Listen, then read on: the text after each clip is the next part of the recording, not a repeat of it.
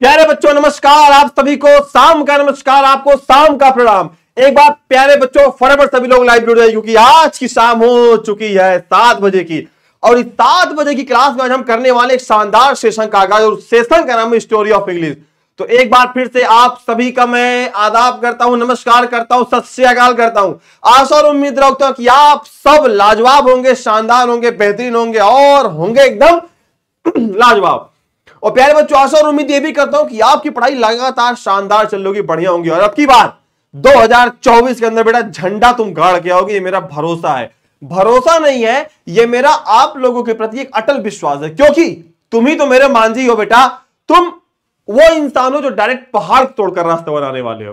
तो कहावत है बेटा ना, मतलब एक प्यारी सी शायरी है, सुना देता हूं आपको 2 लाइन, चंद लाइनों में, कि कहते हैं कि जमीर जिंदा रख कबीर जिंदा रख। कहते हैं कि जमीर जिंदा रख कबीर जिंदा रख, सुल्तान भी बन जाए तो दिल में फकीर जिंदा रख। हौसलों के तरकश में, हौसलों के तरकश में कोशिश का वो तीर जिंदा रख। हार जा चाहे जिंदगी में सब कुछ, हार जा चाहे जिंदगी में सब कुछ, फिर भी जीतने की उम्मीद को जिंदा रख। तो प्यारे साथियों, इसी के साथ आप सबका अभिवादन करता हूं, आशा और उम्मीद करता हूं कि आप सब होंगे लाजवाब, शानदार, बेहतरीन। और बस एक शायरी के साथ बेटा क्लास की शुरुआत करेंगे, और उसका नाम है क्या? जो पर्वतों से टकरा जाए उसे तूफान कहते हैं, जो पर्वतों से टकरा जाए उसे तूफान कहते हैं। और अब की बार 2024 के अंदर अंग्रेजी के पेपर में एक एक क्वेश्चन की बेटा जो खोपड़ी में छेद कर दे उसे बिहार का लाल कहते हैं। तो आओ मेरे मांझी शुरुआत करते हैं क्लास की। बेटा पहला क्वेश्चन आ रहा है आपके सामने, स्टोरी ऑफ इंग्लिश का बेटा वायरल 20 क्वेश्चन है, सब्जेक्टिव मोस्ट इंपोर्टेंट क्वेश्चन है। हो सकता है कि क्वेश्चन का ये मॉडरेशन लेवल इधर उधर कर दे, लेकिन तुम फोड़ के आना exam.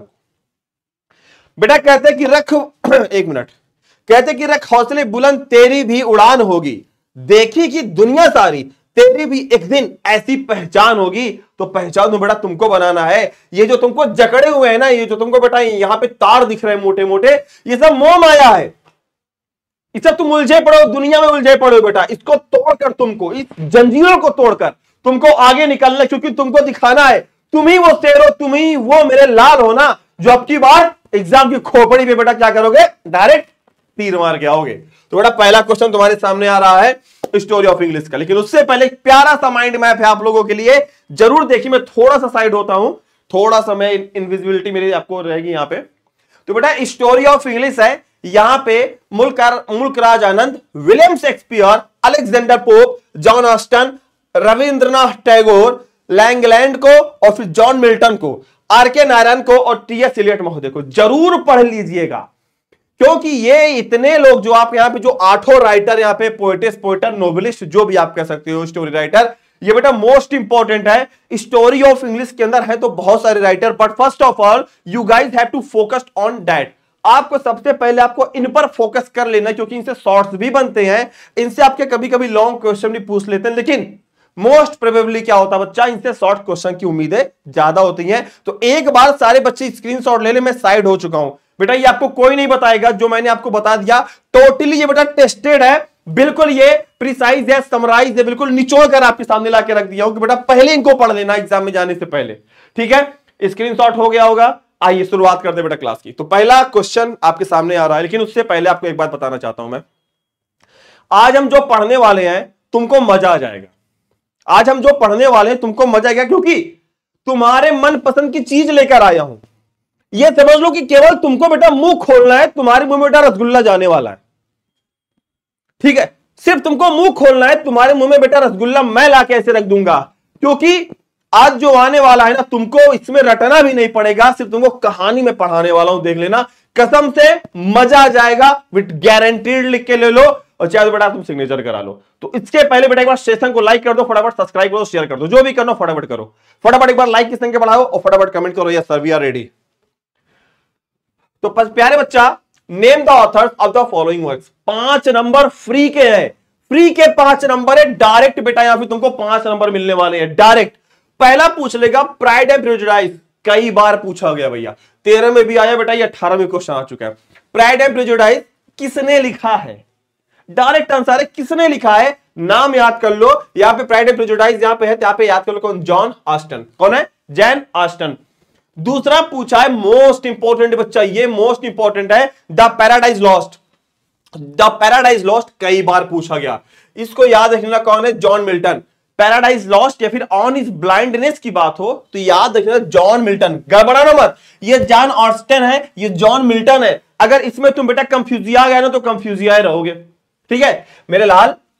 Paradise Lost John Milton. दूसरा है द गाइड। गाइड के कौन है, आर के नारायणा। इंडियन नॉवलिस्ट हो, इंडियन स्टोरी राइटर हो, इंडियन पोएट्स हो, जरूर पढ़ लेना, क्योंकि तुम रहते हो हिंदुस्तान में तो ज्यादा से ज्यादा एक बार इंडियन को पढ़ लेना, उसके बाद तुम अंग्रेजों को तो जरूर पढ़ लेना, क्योंकि अपने अंग्रेजों की ज्यादा इज्जत होती मैं देखता हूं कभी कभी। The merchant of Venice most important है बेटा, ये आपका डायरेक्ट शॉर्ट में भी पूछ सकता है, डायरेक्ट शॉर्ट में पूछ सकता है मर्चेंट ऑफ वेनिस। तो याद रखिए कौन, विलियम शेक्सपियर। मैकबेथ की बात हो या फिर जूलियस सीजर की बात हो, उसमें भी कौन रहेंगे हमारे, हैमलेट की बात हो, कौन रहेंगे, विलियम शेक्सपियर रहेंगे, ठीक है। चलिए द गीतांजलि। गीतांजलि को किसने लिखा है, आर के नारायण। तो बेटा ये 5 नंबर फ्री के आपको मिलते हैं, समझ लो तुम 100 में बेटा 5 नंबर तुमको ऐसे फ्री में मिल जाएंगे। सेम यही कंडीशन प्रोज और पोइट्री में होती है, अगर आपने वहां भी याद कर लिया तो भैया 100 में 10 नंबर आपको फ्री में मिल जाते हैं, बिल्कुल यहां से। मतलब तुमको 90 नंबर की पढ़ाई करनी है, आपको 90 नंबर की पढ़ाई करनी है। हाँ बेटा ये आता है क्वेश्चन, ये बेटा क्वेश्चन हर बार है, ये आता ही आता है, ये पूछता ही पूछता है। ये 5 नंबर आपको सब्जेक्टिव का ही है, 5 नंबर आपको दे देगा। दूसरा name the authors of the following works, ठीक है सब्जेक्टिव है, डोंट वरी परेशान हो, ये भी सब्जेक्टिव का ही पार्ट है। टॉम जॉन्स की बात है, यहां पे पूछ रहा फॉलोइंग वर्क्स, जब भी वर्क्स के बारे में पूछेगा इसका मतलब है कि इसको किसने लिखा हो, ठीक है, रचनाओं के बारे में पूछ लेता है, ठीक है। टॉम जॉन्स ने क्या लिखा है, टॉम जॉन्स की रचना कौन सी है। वर्क्स का मतलब होता है कार्य नहीं होता है, वर्क्स का मतलब होता है बच्चा रचनाएं। ध्यान देना, एक वर्क का अर्थ होता है कार्य जो आप करते हो, अगर वर्क्स दिया हुआ है तो वर्क्स का मतलब कार्य नहीं होता है, वर्क्स का अर्थ होता है रचनाएं, ठीक है। इस चीज को बेटा याद रखना, रचनाएं होता है, वर्क्स का अंदर अर्थ क्या होता है, रचनाएं। तरीका देखना, टॉम जॉन्स, हेनरी फील्डिंग, याद रखना फील्डिंग कौन है, हेनरी फील्डिंग। दूसरा है कूली, किसने लिखा है कूली को, मुल्कराज आनंद ने। डेविड कॉपरफील्ड को किसने लिखा है, चार्ल्स डिकेंस ने लिखा है। द गाइड को किसने लिखा है, आर के नारायण ने लिखा हुआ है। द मर्चेंट ऑफ वेनिस को किसने लिखा है, शेक्सपियर। देखो 2015 में भी आया था बेटा, 2013 में भी पूछा गया था मर्चेंट ऑफ वेनिस को, 15 में भी पूछा गया, याद रख लेना। अगला है name the authors of the following works, ठीक है। आइए देखते हैं, एज यू लाइक इट किसने लिखा, विलियम शेक्सपियर ने। The old man and the sea किसने लिखा, अर्नेस्ट हेमिंग्वे ने लिखा। देखिए प्राइड एंड प्रेजुडिस 13 में पूछा गया था, 12 में भी पूछा गया था, किसने लिखा, जैन ऑस्टन ने। ट्रेन टू पाकिस्तान बेटा मोस्ट इंपॉर्टेंट है, कौन है, खुशवंत सिंह है। कौन है बेटा, खुशवंत सिंह है। अगला है द वेस्टलैंड, और वेस्टलैंड को बेटा किसने लिखा है, विलियम वर्ड्सवर्थ ने। इनको नेचर का कवि कहा जाता है, विलियम वर्ड्सवर्थ को जरूर पढ़ लेना। अगला देखते हैं बेटे, यहां पे name the authors and the following works. देखिए आर्म्स एंड द मैन किसने लिखा, जीबी साउंड ने लिखा। किंग लियर किसने लिखा, विलियम शेक्सपियर ने लिखा। द प्रिंसेस किसने लिखा, एम मैकियावेली ने लिखा। अनटचेबल किसने लिखा, मुल्कराज आनंद ने लिखा था, छुआछूत को। गांधी जी भी ऑप्शन आ सकता है, लेकिन गांधी जी ने बेटा इसको डिफाइन किया था, तो गलती से मत कर देना। अनटचेबल किसने लिखा, मुल्कराज आनंद ने। The rape of the lock बेटा मोस्ट इंपॉर्टेंट, दोनों इंपॉर्टेंट है, किसने लिखा था, अलेक्जेंडर पोप ने। तो अलेक्जेंडर बेटा एक ऐसा नाम है अंग्रेजी साहित्य में जो कि हर बार पूछा जाता है, विलियम शेक्सपियर की बात हो चाहे अलेक्जेंडर पोप की बात हो। नेक्स्ट एंड लास्ट है बेटा, ठीक है, name the authors and the following books. Tom Jones, Henry Fielding, देखिए 15 में पूछा गया। इन मेमोरियम लॉर्ड टेनिसन ने लिखा था। The Waste Land, T S. Eliot, most important, T S. Eliot को पढ़ लेना बेटा।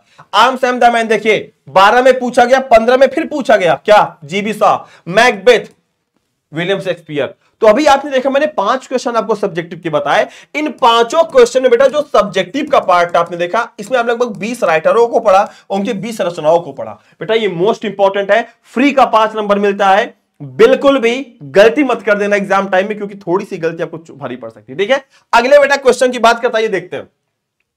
अब सब्जेक्टिव का मूल शुरू हो रहा है आपके लिए, शॉर्ट एंड लॉन्ग सब्जेक्टिव का मूल पार्ट शुरू हो रहा है आपके लिए। देखिए पहला क्वेश्चन 2021 में बेटा आ चुका है कि when did the great vowel shift take place, मतलब क्या, कि जो महान स्वर परिवर्तन कब हुआ। मतलब यहां पे जो ग्रेट वाउल है बेटा, वाउल, ये मतलब कब परिवर्तन हो गया, क्योंकि एक टाइम बाद एक समय था कि दूसरी भाषा थी हमारी, एक समय बाद क्या होता था बेटा कि हमारी दूसरी भाषा हो गई अंग्रेजों में। कब हुआ यह परिवर्तन, क्यों, मतलब जो आज हम ए ई आई ओ यू बोलते हैं उस टाइम का जो वाउल था बेटा, वो कब क्या परिवर्तन हुआ, कैसे बदल गया वो। अब देखिए पहले हिंदी अर्थ देखेंगे ताकि तुमको समझ में तो आ जाए। 1476 में प्रिंटिंग प्रेस के आविष्कार, प्रिंटिंग प्रेस के आविष्कार के बाद स्वर में बहुत बड़ा बदलाव आया। उस समय साक्षरता में काफी क्या हुई बच्चा, उस समय साक्षरता में क्या हुई, काफी वृद्धि हुई थी। अब देखना कैसे याद करेंगे कि आपको पता चल गया कि जो ग्रेट वाउल था बेटा कब शिफ्ट हुआ, आपको पता चला कि 1476, और 1476 में बेटा क्या हुआ था, तो 1476 में क्या हुआ था बच्चा मेरे यार, उस समय किसका आविष्कार हुआ था, तो उस समय प्रिंटिंग प्रेस का आविष्कार हुआ था। किसका आविष्कार हुआ था, प्रिंटिंग प्रेस का। दो क्वेश्चन निकल गए, पहले तो पूछ लेगा कि प्रिंटिंग प्रेस का आविष्कार कब हुआ, तो आप बता देना 1476। दूसरा सबसे बड़ा मूल परिवर्तन क्या हुआ, तो दूसरा सबसे बड़ा बेटा मूल परिवर्तन हुआ कि उसमें वाउल जो था हमारा जो शिफ्ट हो गया, क्या हो गया। अब जब वावल मतलब जब वाउल बदल गया, जब थोड़ी सी भाषा और सरल हो गई, इससे क्या हुआ, लोगों ने पढ़ना शुरू कर दिया। जैसे अगर हमको पता, अगर बता दे आ से आविष्कार, तो कोई नहीं याद करेगा, लेकिन जब हमको पता चला कि छोटा आ से आम, बड़ा से छोटा से अनार, बड़ा से आम होता है, तो हमको लगा कि सरल है, इसको हम पढ़ लेते हैं। तो ऐसे ही हुआ क्या, the great vowel shift took place after the, किसके बाद, कह रहे हैं कि प्रिंटिंग प्रेस के बाद। याद कैसे करेंगे, after the invention of printing press, कब, 1476 में। देखो अंग्रेजी सीधे लिखते हैं, याद उल्टा करते हैं, इन 1476, ठीक है। उस समय साक्षरता में काफी वृद्धि हुई, तो उस समय क्या हो गया, एट दैट टाइम, उस समय एट दैट टाइम क्या, साक्षरता में काफी वृद्धि हुई थी, मतलब क्या, there was a considerable rise in literacy. Literacy का मतलब होता है, लिटरेसी रेट बोलते हैं ना, साक्षरता दर।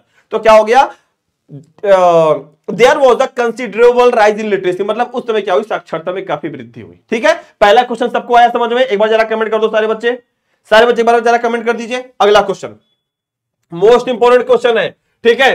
कह रहे हैं यहां पे बेटा कि क्या कह रहे हैं कि what was the impact of the Norman conquest on the vocabulary in English. मतलब यह है कि अंग्रेजी की शब्दावली पर, किस पर, कह रहे कि वोकैबुलरी ऑफ इंग्लिश, अंग्रेजी की शब्दावली पर क्या प्रभाव पड़ा, व्हाट वाज द इंपैक्ट, क्या प्रभाव पड़ा, किसका, नॉर्मन कॉन्क्वेस्ट का। अच्छा कॉन्क्वेस्ट का मतलब विजय भी होता है, बट यहां पे हिंदी कोई बात नहीं, नॉर्मन कॉन्क्वेस्ट का क्या हुआ। जैसे ये बोल लो कि अंग्रेजी की शब्दावली पर शुभम सर का क्या प्रभाव पड़ा, ऐसे है समझ लो। मान लो नॉर्मन कॉन्क्वेस्ट एक नाम है, मोस्ट इंपॉर्टेंट बता, जिंदगी भर नहीं भूलोगे, लिख के तुम ले लो, क्योंकि अगर तुमको हिंदी नहीं पता रहेगी तो तुम याद कैसे करोगे। अरे ये बताओ, जब हम इतने बचपन से, जब आज हम लोग हिंदी बोलते चले आ रहे हैं 20 साल से, तो अंग्रेजी थोड़ी दिक्कत होगी कि नहीं, हम हिंदी में अंग्रेजी पढ़ लेंगे, उड़ा देंगे बिल्कुल। तुम तो मेरे मांझी हो, दशरथ मांझी। कैसे याद करेंगे कि अंग्रेजी के शब्दावली पर नॉर्मन यहां पे जो नॉर्मन है, नॉर्मन विजय, कॉन्क्वेस्ट का मतलब विजय होता है, यहां पे हम लिख देते हैं, डायरेक्ट लिख देते हैं नॉर्मन कॉन्क्वेस्ट। नॉर्मन कॉन्क्वेस्ट का प्रभाव क्या पड़ा, यूरोप से मुख्य भूमि ब्रिटेन तक अंग्रेजी की शब्दावली में बड़ी संख्या में फ्रांसीसी शब्दों का समावेश हो गया। किसका हो गया, फ्रांसीसी शब्दों का समावेश हो गया, और निर्देश में देखा जा सकता है। मतलब कैसे, the impact of the Norman conquest on the vocabulary of English can be noticed in the inclusion and instruction of a large number of French word. मतलब क्या हुआ, एक बड़ी संख्या में क्या हो गया, फ्रांस भाषा का समावेश हो गया into the vocabulary of English from Europe to mainland Britain. मतलब क्या हुआ, कहते हैं कि बेटा अंग्रेजी की शब्दावली पर किसका, कहां से लेकर, कहते हैं कि यूरोप से लेकर मुख्य भूमि ब्रिटेन तक, मतलब क्या, यूरोप एक महाद्वीप है, कहते हैं कि यूरोप से लेकर पूरा ब्रिटेन तक क्या हुआ, यूरोप से लेकर पूरा ब्रिटेन तक क्या हुआ, इसमें क्या प्रभाव पड़ा, इसमें फ्रांसीसी शब्दों का ज्यादा से ज्यादा क्या हुआ बेटा, इसमें समाहित हो गया। ठीक है, अगला क्वेश्चन बेटा देखते हैं, ऐसे क्वेश्चन। अब देखो ये बेटा मोस्ट इंपॉर्टेंट है, मोस्ट शॉर्ट भी बनते हैं, लॉन्ग भी इससे बनते हैं। क्या, write a note on the English as a global language, global language के रूप में। मतलब क्या, ये धरती माता है। अब कह रहे कि अंग्रेजी का तो प्रभाव पूरे विश्व में है, चाहे उत्तर से लेके पूरब से लेके दक्षिण तक, चाहे जहां चले जाओ। तो वही पूछे write a note on the English as a global language. English as a global language का मतलब क्या कि मतलब क्या कि वैश्विक भाषा के रूप में अंग्रेजी का प्रभाव। तो कैसे याद करेंगे, अंग्रेजी को वैश्विक भाषा के रूप में जाना जाता है। ठीक है, आज दुनिया की कोई भी भाषा इतनी अधिक नहीं है और इतने सारे देशों में बोली जाती है जितनी यहां बोली जाती है। क्या, ऐसी कोई भाषा है ही नहीं, जितना ज्यादा अंग्रेजी बोली जाती है उतना ज्यादा कोई और भाषा बोली जाती होगी। अंग्रेजी दुनिया की लोकप्रिय और सबसे सुविधाजनक भाषाओं में से एक है। दुनिया भर में लोग विभिन्न भाषाओं में संचार के एक सामान्य माध्यम के रूप में इस भाषा का उपयोग करते हैं। सही बात है, विश्व की आधी आबादी अंग्रेजी में पारंगत है। इस भाषा के बारे में सबसे आश्चर्यजनक बात यह है कि इसे सीखना बहुत आसान है। चीनी के विपरीत जो दुनिया में सबसे अधिक ज्यादा बेटा भाषा बोली जाने वाली है वो अंग्रेजी है, उसे सीखना बहुत आसान है। शायद चीन में मंडारिन है, सबसे ज्यादा वो लोग बोलते हैं। स्पष्ट समझ के लिए वैश्विक भाषा के रूप में अंग्रेजी के महत्व पर निबंध पढ़ें। सॉरी, ठीक है बेटा, यहां पे अंग्रेजी भाषा के लिए क्या है, स्वाभाविक रूप से अंग्रेजी अंतरराष्ट्रीय भाषा, वाणिज्य, विज्ञान, प्रौद्योगिकी और कूटनीति की भाषा बन गई है। अंग्रेजी मुख्यतः इंग्लैंड की भाषा थी। 20वीं शताब्दी में अंग्रेजी के दौरान खुद को विश्व भाषा के रूप में इतनी मजबूती से स्थापित किया है और वैश्विक आकार ले लिया। अंग्रेजी के इस विश्वव्यापी प्रसार के दो मुख्य प्रभाव, देखिए तरीका देखना कैसे याद करेंगे और क्या क्या हुआ बेटा इसमें परिवर्तन। अंग्रेजी की नई राष्ट्रीय किस्में, मतलब जैसे आज हिंदी में कई भाषाएं हैं, जैसे अगर हम लोग हिंदी बोलते हैं ना बिहारी में, ए जी क्या करते हैं, ठीक है, अपने बिहारी में भी कई प्रकार की बिहारी बोली जाती है, सही बात है। ऐसे अपनी हिंदी में भी बहुत प्रकार की हिंदी बोली जाती है, ऐसे ही अंग्रेजी में भी बहुत सारी अंग्रेजी बोली जाती है। इंग्लैंड की अंग्रेजी अलग थी, अमेरिका की अलग थी, दक्षिण अफ्रीका की अलग थी, यहां पे ऑस्ट्रेलिया की अंग्रेजी अलग थी, यहां पे इंडोनेशिया की अंग्रेजी, मतलब सबसे अंग्रेजी अलग होती। तो कौन कौन सी अंग्रेजी निकल कर आई, तो पहला क्या निकल कर आया, अमेरिकी अंग्रेजी। दूसरा क्या निकल कर आया, ऑस्ट्रेलियन इंग्लिश, ठीक है, स्पेनिश आदि अस्तित्व में आते हैं। आइए देखते हैं क्या क्या है, याद कैसे करेंगे। देखिए कितना सरल है। English is known as the global language. Today, no other language in the world is read and spoken in so many countries as it is, जैसा कि अंग्रेजी है। English is one of the popular and most convenient language in the world. कितना सरल शब्दों में बेटा लिखा गया है, देखिएगा। People all over the globe, पूरे विश्व के लोग यूज दिस लैंग्वेज, इस भाषा का प्रयोग करते हैं as a common medium of the communication in various discipline. कई कई उद्देश्यों के लिए एक भाषा का प्रयोग लोग करते हैं। Half of the global population, कहते क्या, half of the global population का मतलब क्या, आधी आबादी लगभग are well versed in English, अंग्रेजी में पारंगत है। The most amazing part about this language is that is very easy to learn.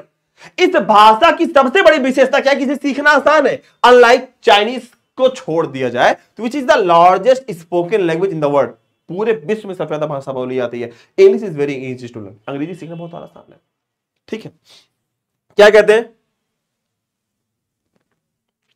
कहते हैं बेटा यहां पे, एक मिनट की लाइन थोड़ा सा कट करेंगे हम।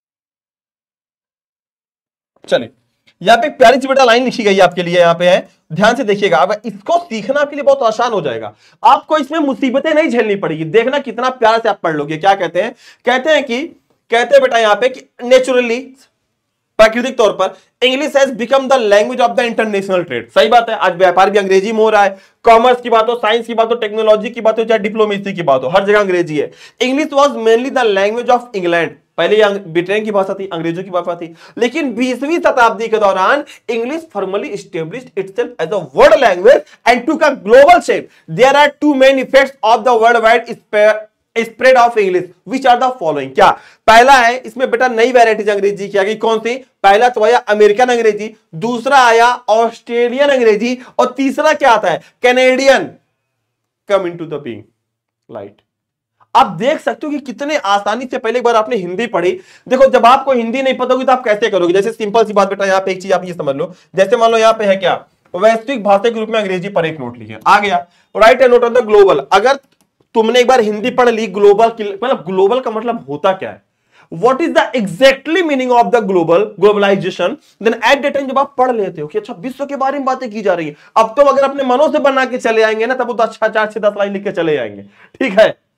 आइए अगले क्वेश्चन की तरफ बेटा बढ़ते हैं। 9वां क्वेश्चन आपके सामने आ रहा है, नाटक की विशेषताएं क्या है। Oh my God, this is the most important. क्या, what are the feature of drama.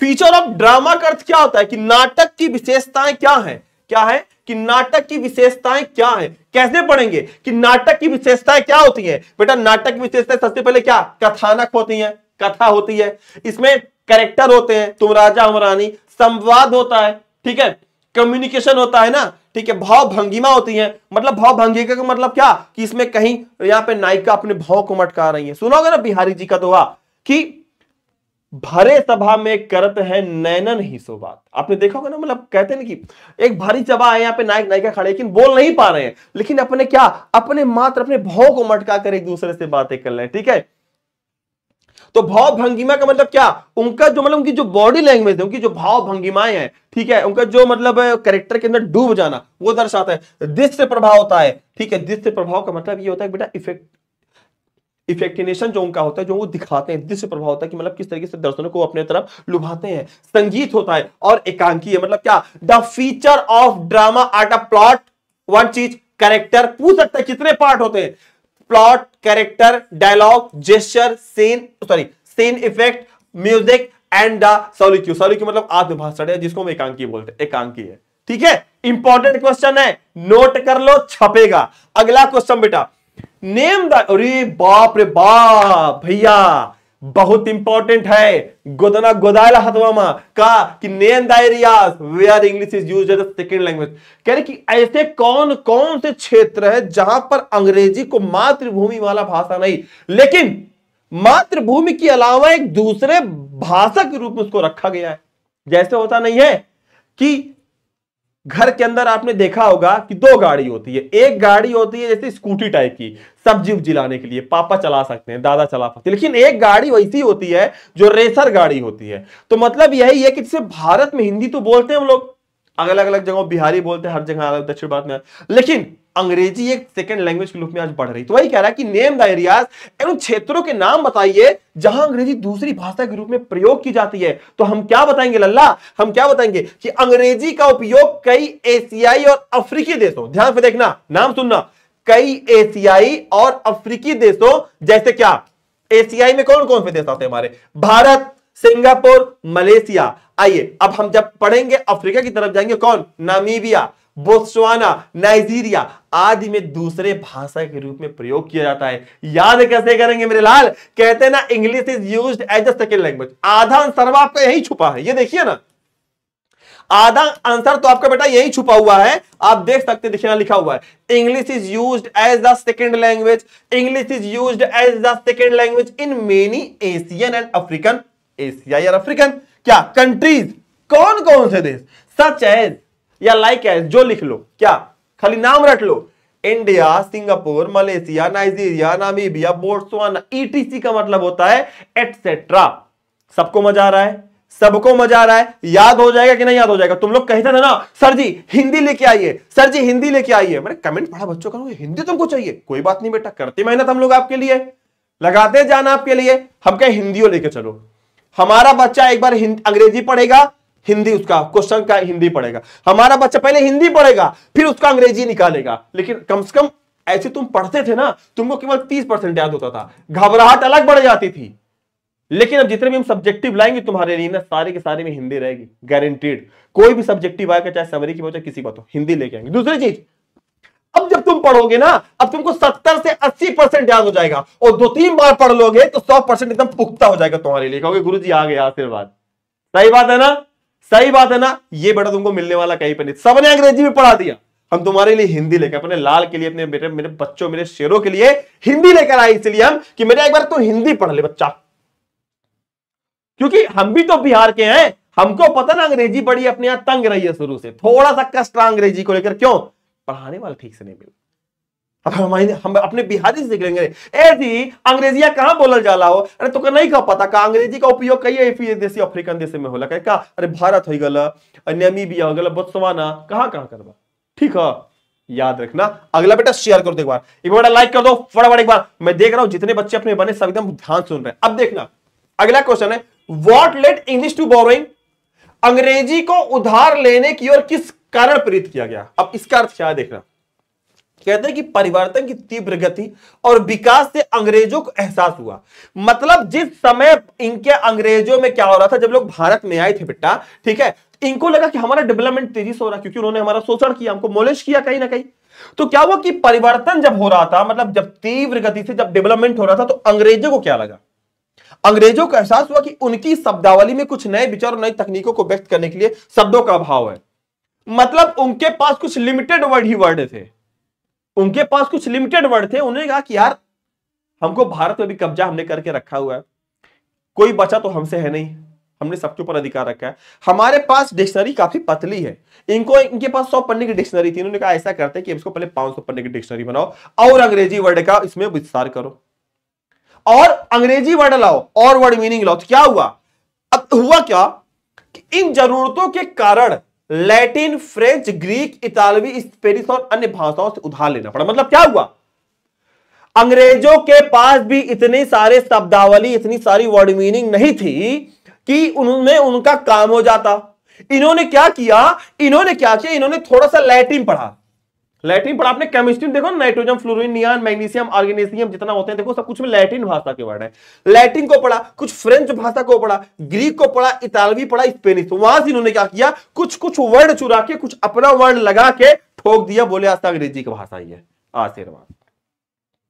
जैसे हम लोग क्या करते हैं, आपने देखा होगा, जैसे अपने यहां 2 अंग्रेजी चलती है, ध्यान से देखना बेटा, अपने यहां 2 अंग्रेजी चलती है। जैसे होता है एक्टिव होता है ना, तो ये तो अंग्रेजों की भाषा एक्टिव है, लेकिन ये तो अंग्रेजों की भाषा है, लेकिन एक तो अंग्रेजी प्लस हिंदी अपने यहां चलती है।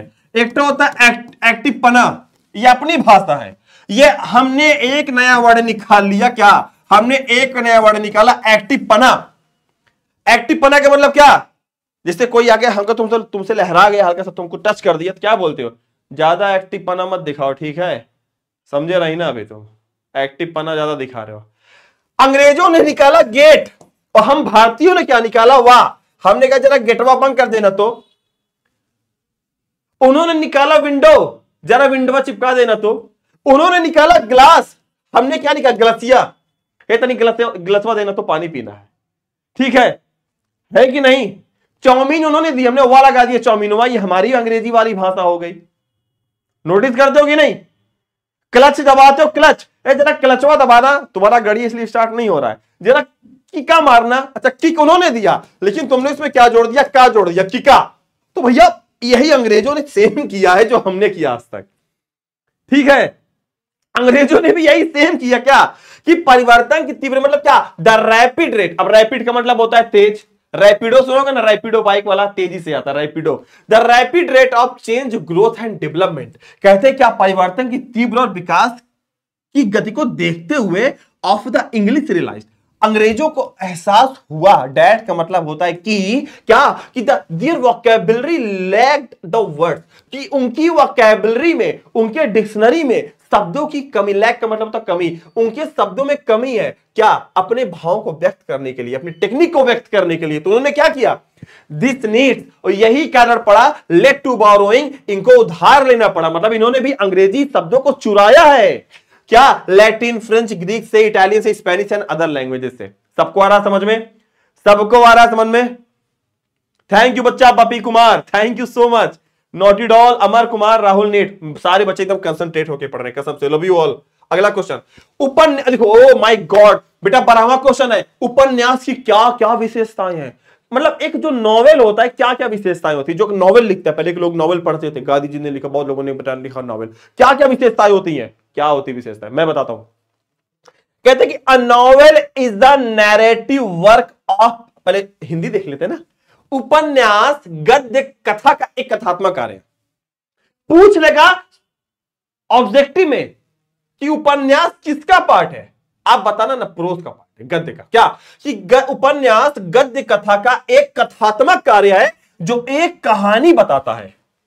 मतलब क्या कि उपन्यास क्या बताता है, एक कहानी बताता है, काफी लंबे समय तक विशिष्ट मानवीय अनुभव। मतलब एक इंसान जिसने अपनी पूरी जिंदगी जी ली हो, तो अपने अनुभवों को क्या करता है, वो एक उपन्यास के माध्यम से। गांधी जी ने भी नॉवेल लिखा था ना, एक्सपेरिमेंट विद ट्रूथ लिखा था, एन ऑटोबायोग्राफी लिखा था, लोगों ने अपने ऊपर लिखा है। तो वही कह रहे हैं क्या कि काफी लंबे समय तक एक विशिष्ट मानवीय अनुभव। विशिष्ट मानवीय अनुभव का अर्थ क्या होता है, एक इंसान जिसने पूरी जिंदगी भर केवल एक्सपेरिमेंट, केवल उसने एक्सपीरियंस लिया हो, वही लोग क्या करते हैं, वही लोग लिखते हैं उपन्यास बेटा, ठीक है। एक उपन्यास में क्या क्या आता है, चरित्र की बात होती है, संवाद होता है बेटा, सेटिंग्स होती है, सेटिंग मतलब कहानी हो गया, कथानक होता है, चरमोत्कर्ष होता है, संघर्ष होता है, समाधान का प्रतिनिधित्व जैसी कुछ विशेषताएं होती है। मतलब एक इंसान जिसने पूरी जिंदगी जी ली हो, अब ये बताओ उसकी जिंदगी में सब चीजें नहीं रहेंगी क्या, सब रहेगा कि नहीं, सब रहेगा कि नहीं, उसकी जिंदगी में सब होता है क्या, उसके जिंदगी में संवाद, सेटिंग, कथात्मक, चरमोत्कर्ष, संघर्ष, समाधान सब होता है। कैसे पढ़ेंगे? A novel is a narrative work of pros, ध्यान में देखना, fiction that tells a story, जो एक कहानी बताता है अबाउट स्पेसिफिक ह्यूमन एक्सपीरियंसेस। क्या बोला था? Specific human experience over a considerable length. ठीक है। A novel has some feature, novel के अंदर कुछ फीचर होते हैं, लाइक क्या? रिप्रेजेंटेशन ऑफ कैरेक्टर, और क्या? Dialogues, setting, plot, climax, conflict and resolution. कितना इंपॉर्टेंट है, पूछ सकता है कि what is the feature of novel. दो क्वेश्चन निकलेगा, एक तो पूछ लिया what is the feature of novel, आपको कुछ नहीं याद है, आप डायरेक्ट यहां से लिख देना, कहां से? क्या? A novel has some feature like representation of character, dialogue, setting, plot, climax, conflict. आप लिख सकते हो, या फिर क्या कर सकते हो, आप पूरा लिख के चले आना, फिर भी तुमको बेटा नंबर मिलेगा। सबको आ रहा है समझ में? भले एक क्वेश्चन के पीछे हमारे 5 मिनट जा रहे हैं, लेकिन ये 5 minute can change your life बच्चा। मेरे शेर, ये तुम्हारी जिंदगी को बदलने वाले हैं। हो सकता है अगर यही क्वेश्चन आके छप गया ना, उसमें तुमको याद मेरी बहुत आएगी। ठीक है, बहुत याद करोगे। तुझे याद ना मेरी आई, किसी से अब क्या कहना। ठीक है, ये क्वेश्चन पढ़ अकबर आई, शुभम सर से अब क्या कहना। क्वेश्चन पढ़ते तुम्हारे आंखों से अश्रु की धारा बहने लगेगी। हरे प्रभु, जब दर्शन हो गया क्वेश्चन के, समझ लो साक्षात भगवान के दर्शन हो गया आज मुझे। अगले क्वेश्चन की बात करते बेटा। अब अरे बाप रे बाप, मोस्ट इंपोर्टेंट है, लाइक करो बेटा, एक बार बेटा सेशन को बड़ा लाइक करो, शेयर करो बेटा, सब मिलेगा, पीडीएफ सब मिलेगा, डोंट वरी। अब तो अपलोड होते सारी चीजें तुम्हारे लिए। चलो फटाफट। Why are the Indians quick learners of English? क्या कह रहे हैं कि भारतीय अंग्रेजी जल्दी क्यों सीख लेते हैं? क्योंकि हमारे यहां डबल अंग्रेजी चलती है ना, हम लोग अंग्रेजी का भी खतरनाक रूप याद करके रखें। ब्लैक बोर्डवा, मार्करवा, सर्टिया, पैंटवा, सब में या लगा के हम लोग अंग्रेजी, आई एम सोइंग, आई एम खाइंग, हम लोग यही तो करते हैं। कि भारतीय अंग्रेजी जल्दी क्यों सीख लेते बेटा? मोस्ट इंपोर्टेंट क्वेश्चन है बेटा, क्वेश्चन आ चुका 18 में, छप सकता है। कैसे याद करेंगे कि भारतीय लोग अंग्रेजी भाषा जल्दी सीखते हैं? Indian quick learner of English, क्योंकि जब भी स्टार्टिंग में क्यों आ जाए, क्यों सीख लेते? आप बताना ना, अब बताना ना क्या? क्योंकि हम किसी इंडो यूरोपियन परिवार से हैं, एक तो ठीक, इंडो यूरोपियन है। भारत में हम आधिकारिक, सामाजिक, व्यावसायिक उद्देश्यों के लिए अंग्रेजी पर बहुत अधिक निर्भर है। सही बात है, हमारा हर व्यवसाय हिंदी में नहीं हो सकता, हमारा हर व्यवसाय बिहार में बिहारी पे नहीं हो सकता है, हमारा हर व्यवसाय साउथ की भाषा पे नहीं हो सकता।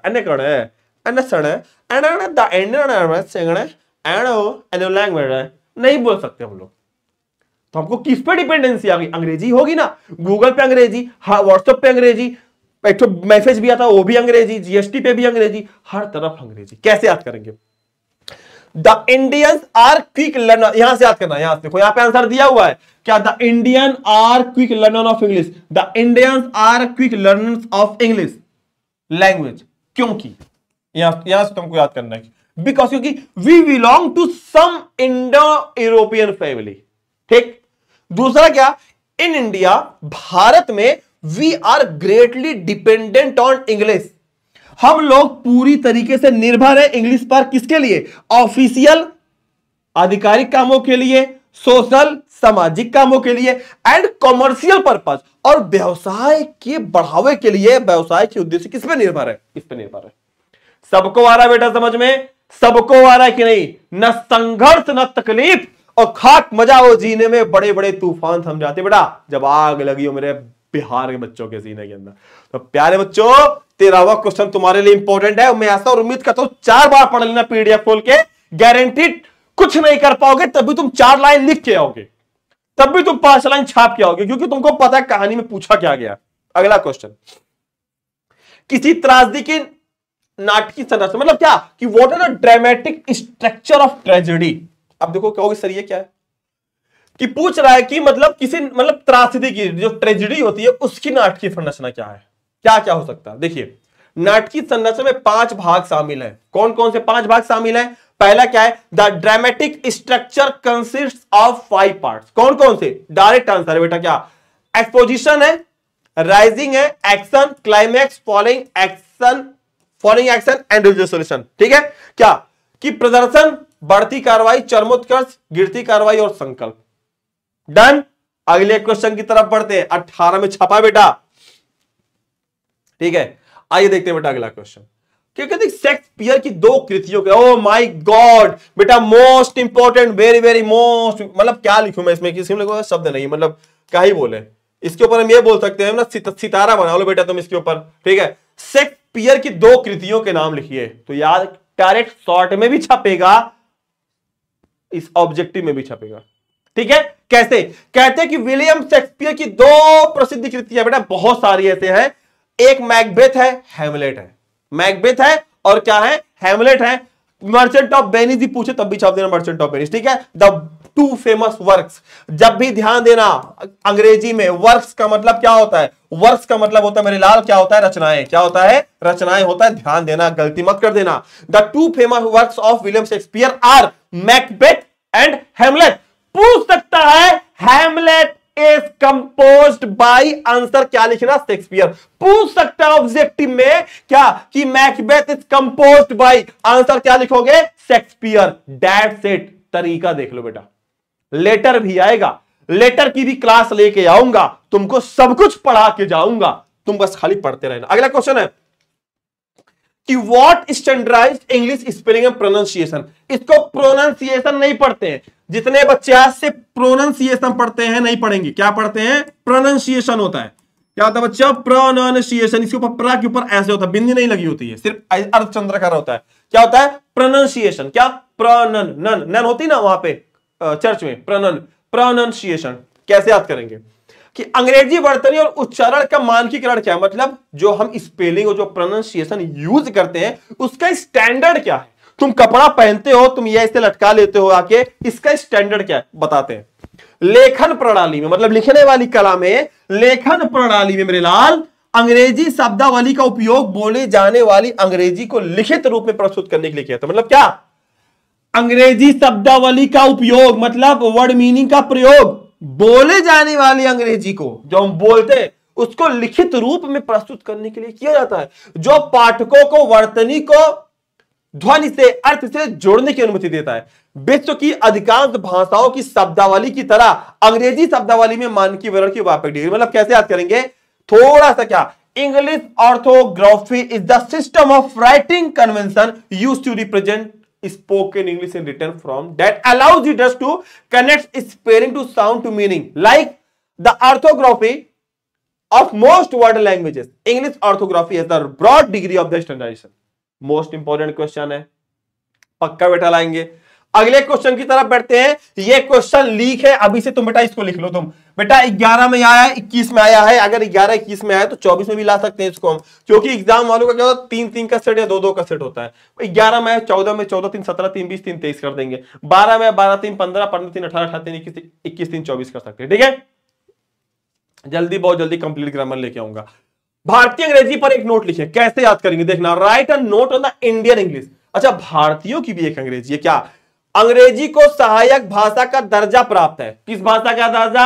सहायक भाषा का दर्जा प्राप्त है। लेकिन वास्तव में यह भारत की सबसे महत्वपूर्ण भाषा है। भारतीय अंग्रेजी, अंग्रेजी में भाषण या लेखन है जो भारत की भाषाओं और संस्कृति के प्रभाव को दर्शाता है। अंग्रेजी भारत के संविधान द्वारा क्या 22 आधिकारिक, मतलब है ना, अपने 22 भाषाओं को दर्जा प्राप्त है ना, उसमें इसको क्या प्राप्त है? ऑफिशियल लैंग्वेज का दर्जा प्राप्त है। अंग्रेजी एक अंतरराष्ट्रीय भाषा बन गई है और वैश्वीकरण के कारण भारत में इसका भविष्य बदल गया है, मतलब ग्लोबलाइजेशन हो गया है। बाजार अर्थव्यवस्था ने अंतरराष्ट्रीय व्यापार और विपणन का निर्माण किया है। ऐसे में अंग्रेजी का ज्ञान जरूरी है। अंग्रेजी ने भारत में बहुत अपना प्रभाव किया। याद कैसे करेंगे देखना। English has the status of assistant language. कौन सी language? Assistant language. But in the fact it is the most important language of India. Indian English is speech और राइटिंग। मतलब क्या? भारत में क्या होता है भैया, जो स्पीच होता है, जो लिखने का काम होता है, किस अंग्रेजी में होता है। जो दिखाता है, दैट शोज, जो दिखाता है the influence of the language, भाषा का प्रभाव दिखाता है। And culture of India. India, sorry, English is one of the 22 official language recognized by the constitution of India. Bharat के संविधान के द्वारा अंग्रेजी को आधिकारिक दर्जा प्राप्त है, यह बताया गया है। अंग्रेजी बोलो क्या, English has become an international language. एक तो भैया ये इंटरनेशनल लैंग्वेज है ये, and it has a future in India because of globalization. The market economy has created international trade and marketing. The knowledge of English, अंग्रेजी का ज्ञान is essential, जरूरी है। In such a situation, ऐसी दशा में क्या, English has generated employment in India. अंग्रेजी ने भारत में उच्च स्तर पर क्या बढ़ाया है, अंग्रेजी ने स्तर पर मतलब भारतीयों पर सॉरी अंग्रेजी ने क्या किया है, भारत में बढ़ाया है क्या, रोजगार की दर को। आज भी बहुत सारे लोग ऐसे बेरोजगार रहते हैं, अगर उन्होंने अंग्रेजी सीख ली कहीं ना कहीं तुमका कल्याण हो जाता है। अगले क्वेश्चन की तरफ बढ़ते हैं। कहते हैं भारत में लोग अंग्रेजी को दूसरी और तीसरी भाषा के रूप में सीखते हैं। What are the difficulties faced by an Indian student in learning English. कहते क्या, what are the difficulties Indian by the faced learning English, मतलब क्या है, एक मिनट को जरा।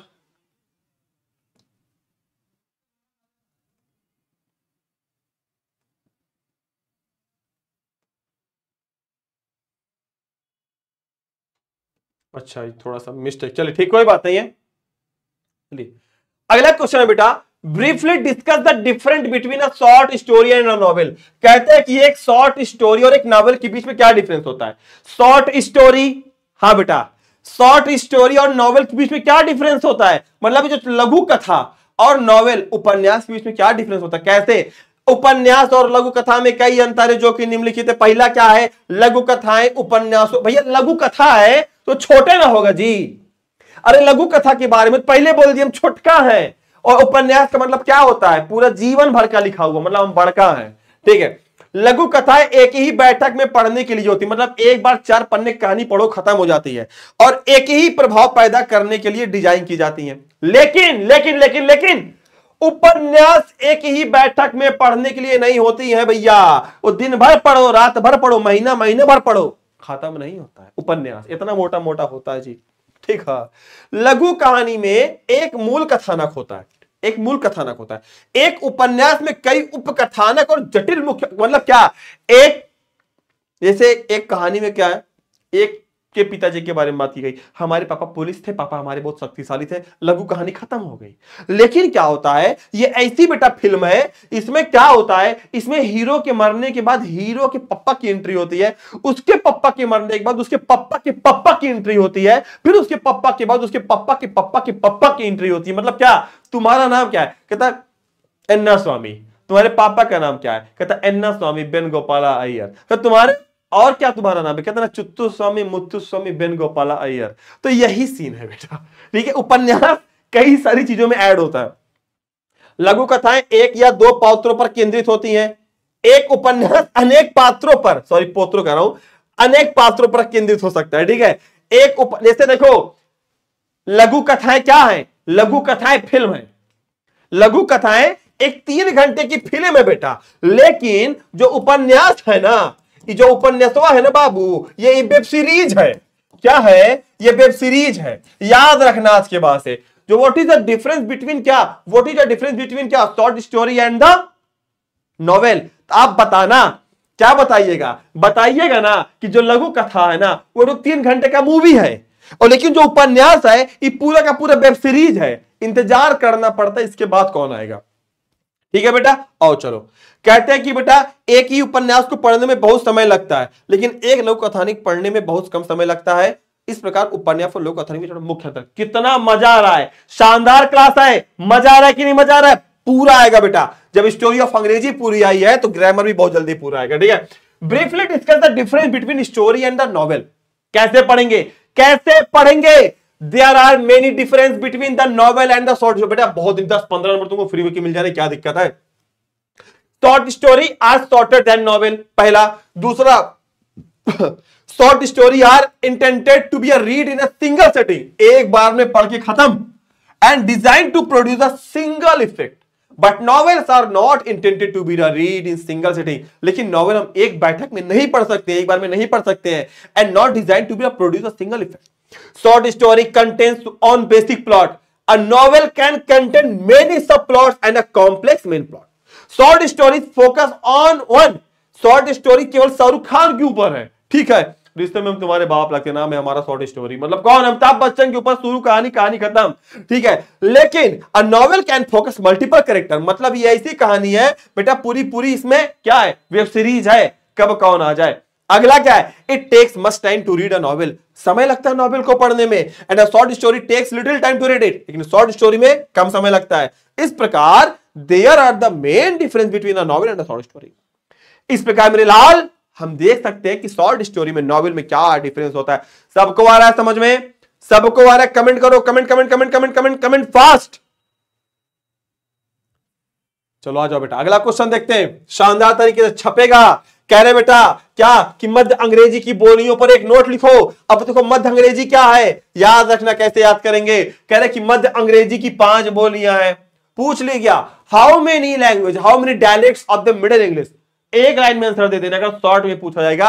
कहते हैं कि there are 5 dialects in middle English, there are 5 dialects of the middle English.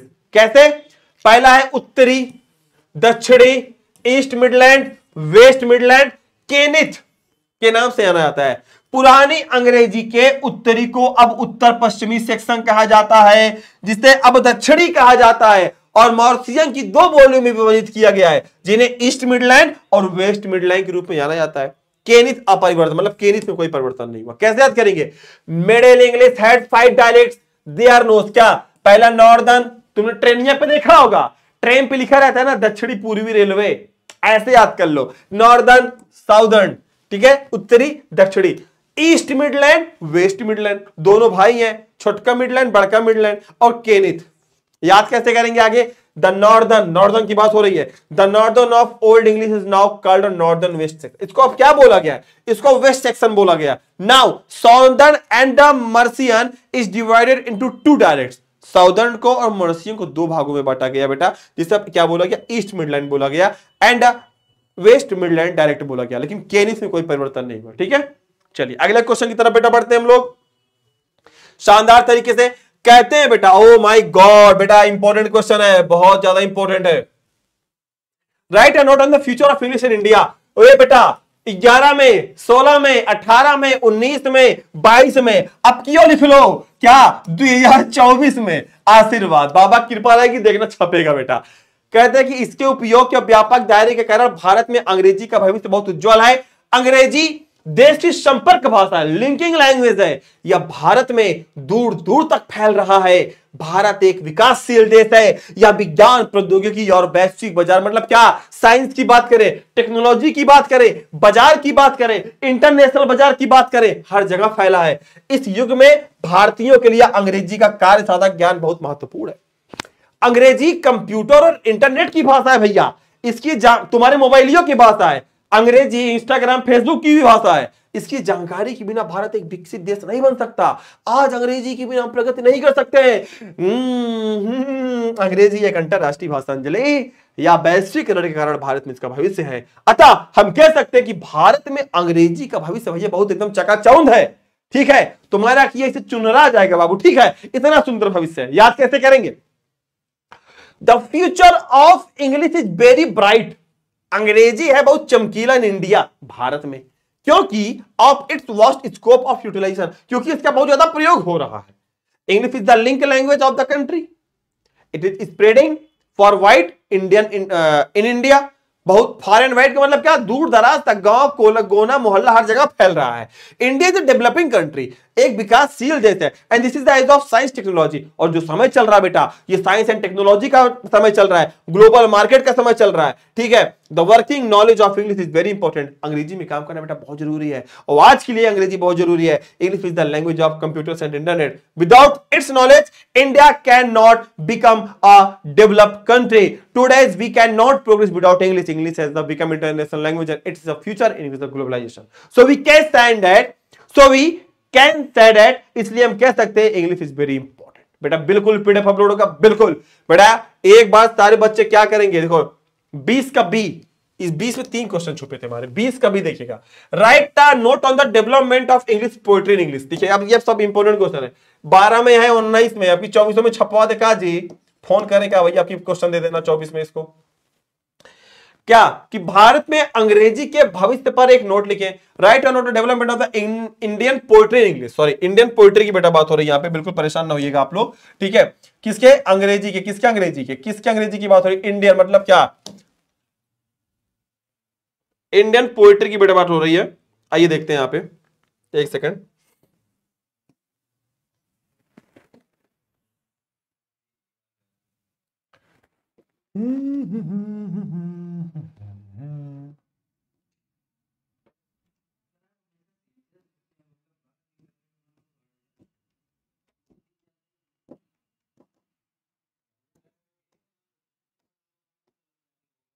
एक सेकंड बेटे, क्या हो गया भाई,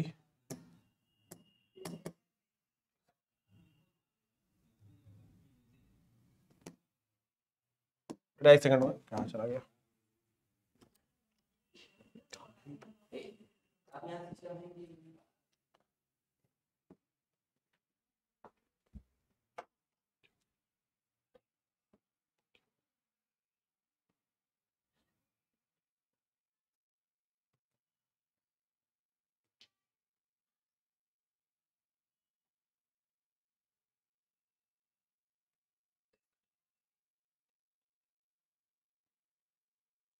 चलिए बेटा ठीक है, आगे देखते हैं हम इसमें। बिल्कुल बेटा घबराई थोड़ा सा हो जाता है कभी कभी बेटा, मिस्टेक हो जाती है चीजों को लेकर, ठीक है, बिल्कुल परेशान नहीं होना बेटा इसमें, ठीक है। चलिए बेटा हम अगले क्वेश्चन की बेटा इसमें बात करते हैं, और देखिए इसमें क्या इंपॉर्टेंट हमारा है बेटा यहाँ पे।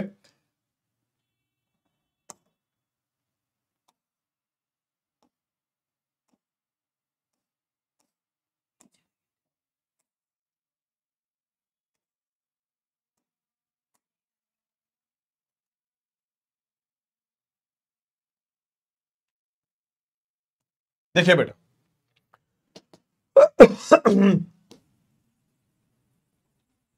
देखिए बेटा यहाँ पे कहते हैं कि एन इंडियन इंग्लिश पोइट्री, ठीक है बेटा, यहाँ पे पोइट्री की बात हो रही है, बिल्कुल परेशान नहीं होंगे। कह रहे हैं बेटा यहाँ पे कि in Indian English poetry, sorry यहाँ पे कह रहे हैं कि किसके, पोइट्री के प्रभाव पर इंडियन जो पोइट्री है बेटा, Indian poetry began to return in the early part of the 19th century. 19वीं शताब्दी में क्या हुआ बेटा, अंग्रेजी पोइट्री का प्रादुर्भाव हुआ। एस.टी. डेरोजियो की बात करें, के.पी. घोष की बात करें, चाहे हम तोरू दत्त की बात करें या फिर चाहे मनमोहन घोष की बात करें, are the pioneers of this field, इस फील्ड के प्रणेता थे। मतलब जो अंग्रेजी पोइट्री थी बेटा, जो भारत में बेटा क्या हुआ, एक बात याद रखना बेटा, जो भारत में जो बेटा पोइट्री आई, मतलब जो भारतीय बेटा जो क्या थी, काव्यांजलि थी, जिसको हम बोलते हैं, क्या बोलते हैं, जो बेटा काव्यांजलि थी, ठीक है, जो भारतीय जो पोइट्री थी, कितनी उसमें किसका योगदान था, तो उसमें मेरे लाल चाहे एस.टी. डेरोजियो की बात करें, चाहे के.पी. घोष की बात करें, चाहे तोरू दत्त की बात करें, मनमोहन घोष की बात करें, आर द पायनियर, पायनियर का मतलब तो प्रणेता थे, यह अग्रणी भूमिका निभाने वाले लोग थे। और Sarojini Naidu known as the nightingale of India composed many lyrics. अगर हम बेटा सरोजिनी नायडू की बात करें, जो कि एक भारतीय थी, उन्होंने, उनको भाई भारत की कोकिला बोला जाता था, उन्होंने क्या किया, उन्होंने बेटा बहुत सारी रचनाएं की and composed many lyrics under the influence of great romantic poets of English, R N Tagore. मतलब आर एन टैगोर क्या, रविन्द्रनाथ टैगोर के प्रभाव में आकर उन्होंने बेटा बहुत सारी रचनाएं की and got Nobel prize for literature for his masterpiece Gitanjali. और इसमें क्या होता है कि इसमें रविन्द्रनाथ टैगोर को भी क्या होता है, इन्होंने बेटा बहुत सारी रचनाएं की और इसके लिए इनको क्या होता है बेटा, नोबेल प्राइज से किस नवाजा जाता है, किससे, गीतांजलि के लिए। पूछ सकता है who was awarded by the Nobel prize for the Gitanjali, तो ऐसे में क्या करना, ऐसे में बिल्कुल आप बताना क्या कि गीतांजलि के लिए नोबेल प्राइज किसको दिया गया, रविन्द्रनाथ टैगोर को दिया गया। Aurobindo Ghosh, a seer and a nationalist, wrote the epic Savitri. Aurobindo Ghosh ने क्या लिखा था बेटा, अरबिंदो घोष ने मेरे लाल क्या लिखा था, अरबिंदो घोष ने क्या लिखा था बेटा, सावित्री लिखा था। After a host of writers, क्या है, enriched Indian English poetry with a variety of themes. मतलब इतने सारे लोग थे बेटा भारत में, इतना प्रभाव था बेटा इनका, ठीक है। अगले क्वेश्चन की बेटा बात करते हैं, क्या बात है बेटा, बहुत सही Suraj Kumar, thank you so much मेरे शेर, थैंक यू सो मच। हम अपनी अंग्रेजी को, लास्ट क्वेश्चन बेटा, हम अपनी अंग्रेजी को बेटा कैसे सुधार सकते हैं, हम अपनी अंग्रेजी को कैसे सुधार सकते हैं, कैसे, अंग्रेजी सुधारने का सबसे अच्छा तरीका केवल बोलना है। अपने आप को अंग्रेजी बोलने वाले लोगों से घेरो, जब भी संभव हो अंग्रेजी का प्रयोग करो। इतना सरल है। हमें अपनी शब्दावली बनानी होगी और संचार कौशल विकसित करना होगा। अभ्यास और अध्ययन, कितना इंपॉर्टेंट लाइन है कि अभ्यास और अध्ययन आवश्यक है। अपनी भाषा से अंग्रेजी में अनुवाद ना करें। अपने प्रवाह को बेहतर बनाने के लिए अंग्रेजी में सोचें। धारा, प्रवाह और आत्मविश्वास से अंग्रेजी बोलने के लिए यही सही व्याकरण आपकी कुंजी है। अपने व्याकरण को जानने से आपको उन त्रुटियों से बचने में मदद मिलेगी जो बोलने वाले को ध्यान से में रखते हुए आपके अंग्रेजी को अजीब बनाती है। तुम किसी की अंग्रेजी सुनते हो, कांप जाते हो, अंदर से थर्रा जाता है ना। ठीक है, हमका अंग्रेजी सिखा दो नहीं तो हमारी बेइज्जती हो जाए। ठीक है, ई मार्केट में हमका सब ताना सुनाई, कल से हम सीखब 90 दिन कोर्स है भाई। ठीक है, तो तुम अब अंग्रेजी तुम 90 दिन में सीखना चाहते हो। अंग्रेजी 90 दिन में थोड़ी ना आती है, 90 दिन में थोड़ी ना आती है बेटा। कैसे याद कर, देखिए the best way to improve English, अपनी अंग्रेजी को सुधारने का सबसे बेहतर तरीका क्या है? Is only through I speaking, बोलना। Surrounded yourself with people who speak English, अपने आप को उन लोगों से घेर के रखो जो अंग्रेजी बोलते हैं। Use English wherever you can, जहां पे उसके अंग्रेजी का प्रयोग करो। It is simple as that, बहुत सिंपल है। We have to build our vocabulary and develop communication skill. Practice, study is essential. Don't translate into English from your own languages. Think in English to improve your fluency. Correct grammar is your key to speaking English fluently and confidently. Knowing your grammar will help you avoid errors that make your English sound arranged. तो प्यारे बच्चों, मेरे शेर, आपने देखा कि आपने अंग्रेजी को कितने सरल स्वभाव में देखा। एक बार जरा सारे बच्चे कमेंट करें, सर सबको मजा आया कि नहीं? आज का सेशन मजा आया कि नहीं? गुरुजी आज लग रहा कि आज स्टोरी ऑफ अंग्रेजी का भार हल्का हो गया। मान लीजिए सर जो आपने 20 क्वेश्चन पढ़ाए ना सर, वास्तव में 20 क्या, तो मैंने वो भी सीडी कर दिया, मतलब 24-25 क्वेश्चन थे आपके लिए बेटा ये। लेकिन आपने इन क्वेश्चनों को पढ़ाना था, आपके अंदर एक डेवलप हो गई होगी, मतलब आपके अंदर एक समझ विकसित हो गई होगी कि अच्छा ये भी है क्या, यही पढ़ना है। 5 बार पढ़ लेंगे तो हो जाएगा।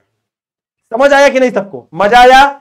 एक बार सारे बच्चे, थैंक यू सो मच बच्चा लोग, थैंक यू सो मच। एक बार सारे बच्चे मेरे बोलने से पहले सेशन को एक बार बड़ा शेयर करो, बटन दबाओ, स्टेटस लगाओ अपने व्हाट्सएप पे, उन बच्चों तक भी पहुंचाओ, क्योंकि पूरा बिहार अपना परिवार, और मैं नहीं चाहता कि अपना परिवार में कोई बच्चा छूटे। कहते हैं नहीं कि कर भला तो भला। हो सकता है कि आपके एक शेयर करने से वो चीजें उन बच्चों तक पहुंच जाए। हो सकता है कि जो 1-2 नंबर से फेल होने वाले हो सकता हो कि ये सेशन उनके पास पहुंच जाए, जिन्होंने मान लो कोचिंग ना की होगी, मान लो जिनके पास अभाव होगा धन का, हर तरफ से बेचारे परेशान होंगे, हो सकता है पहुंच जाए उनके पास। हो सकता है किसी 4 को समझ जाए, उनका बेड़ा पार हो जाए। कहते हैं कि आप कहीं करते हो, कहीं का कहीं आता है। कर्मा रिटर्न, आप अच्छा कर दो, आपके साथ चीजें अच्छी होती हैं, बट आपको महसूस नहीं होता है। ठीक है, तो love you all guys, thank you so much, बहुत अच्छा लगा। और प्यारे बच्चों, बस जाते जाते एक शब्द ये बोलूंगा कि सफलता पाने के लिए उस हद से गुजरना पड़ता है। सफलता पाने के लिए उस हद से गुजरना पड़ता है जिसे लोग अक्सर पागलपन कहते हैं। जिसे लोग अक्सर क्या कहते हैं? जिसे लोग अक्सर पागलपन कहते हैं। याद है, पागलपन छुप गया, मैं बोल देता हूं कि सफलता पाने के लिए उस हद से गुजरना पड़ता है बेटा, जिसे अक्सर लोग क्या कहते हैं? जिसे बेटा अक्सर लोग क्या कहते हैं? पागलपन कहते हो। तो तुम पागल हो, बन जाओ पागल और दिखा दो पूरी दुनिया को अपने इस तर्कस में जो तुमने बाण रखे हैं ना, वो अब दिखाना टाइम आ गया। 21 दिन बचे हैं। Change your life, change your motivation, change your self, change your atmosphere, change your goals. Goals तो वही रहेंगे, मतलब चेंज योर गोल्स मतलब चेंज योर स्ट्रेटजी, अपनी रणनीति को, चेंज योर फ्रेंड्स, दोस्तों को बदल दो, चेंज योर डेली रूटीन, अपने डेली रूटीन को बदल दो। ठीक है, थैंक यू सो मच बच्चा लोग, love you all guys, thank you so much. और हाँ, प्लेलिस्ट बनी हुई है, प्लेलिस्ट पे जाके आपको जो देख लो पूरी पोएट्री पढ़ा दी गई है। हमने प्रोज का भी सेक्शन लिया, उसमें पोएट्री का भी सेक्शन लिया, ग्रामर के धुआंधार 2-3-4 सेक्शन आपके गए बीच में। ठीक है, आज इस सब्जेक्टिव का क्वेश्चन क्या, तो आप देखते रहो, लगभग 11-12 वहां पे आपकी प्लेलिस्ट में पड़े हुए हैं। ठीक है, लाइन से आइकॉन्स लगे, सब कुछ पढ़ के जिसको जो पढ़ना हो पढ़ो। ठीक है, अभी तो एग्जाम में बेटा आपकी भेज देना, उसे धुआं मचा देंगे तुम्हारे लिए, परेशान ना होना। ठीक है, तो love you all guys, thank you so much. मिलते हैं अगली क्लास में। बस जो पर्वतों से टकरा जाए उसे तूफान कहते हैं, और जब की बार बेटा कि क्वेश्चन की खोपड़ी बेटा छेद करके उसे मेरे बिहार का लाल कहते हैं। तो प्यारे बच्चों, नमस्कार, सत श्री अकाल, मिलेंगे अगली क्लास में ऐसे शानदार सेशन में। बस जब भी बेटा वीडियो अपलोड होती है पीडीएफ आपको मिल जाएगा। और जाते जाते चीज और बोलूंगा आपको कि लाइक जरूर करना और कमेंट जरूर करना, जैसी लगी हो क्लास कमेंट जरूर करना। मैं आपके कमेंट का रिप्लाई भी करूंगा आपके कमेंट का, और जो क्लास आपको चाहिए प्लीज कमेंट करना, अगली क्लास उसी को लेकर आएंगे। तब तक के लिए आप सभी को बहुत बहुत धन्यवाद। आप हमारे साथ बने रहे बेटा, तगड़े से मेहनत करते रहो। हम और पूरी टीम आपके साथ है, मिलजुल कर काम करेंगे और आपकी बार झंडा तो गाड़ के आएंगे। नमस्कार, जय हिंद, जय भारत।